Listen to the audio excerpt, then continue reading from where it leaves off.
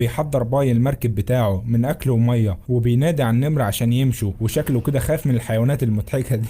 وبيجي النمر وبيمشي باي من المركب بعيد عن الجزيرة دي لغاية ما خلاص بيوصل لجزيرة تانية، وبينزل للشط تحت وبيسحب المركب لغاية ما بيتعب من كتر الإجهاد وبينام على الشط. وبينزل النمر وبيبتدي يمشي جوه ناحية الشجر، وبيبص عليه باي وبيستغرب، وبعديها بيغمى عليه من كتر التعب لغاية ما بتيجي ناس من بعيد وبتشوف باي وبتطلع تجري عليه وبتشيله. وبيكون باي بيعيط وبيبص على مكان النمر اللي مشي منه، واتضح كده انه كان بيعيط عليه وان ازاي صاحبه بيسيبه كده ويمشي. وبعد كده بيجي باي وبيكون في مستشفى في المكسيك، وقاعد معاه اتنين موظفين من شركة التأمين بتاعت السفينة اللي غرقت، وبيستفسروا منه عن سبب الغرق. فبيحكي لهم باي القصة كلها، وبيقولوا له ان مفيش موز بيعوم على المية اللي حكى لهم عنه ان القرد كان قاعد عليه، وبيقولوا له كمان ان مفيش جزيرة ولا حيوانات بالاوصاف اللي حكى لهم عنها. وبيستغرب باي من كلامهم، وبيبص الموظفين لبعض. وبعد كده بيجي باي وهو كبير، واتضح انه كان بيحكي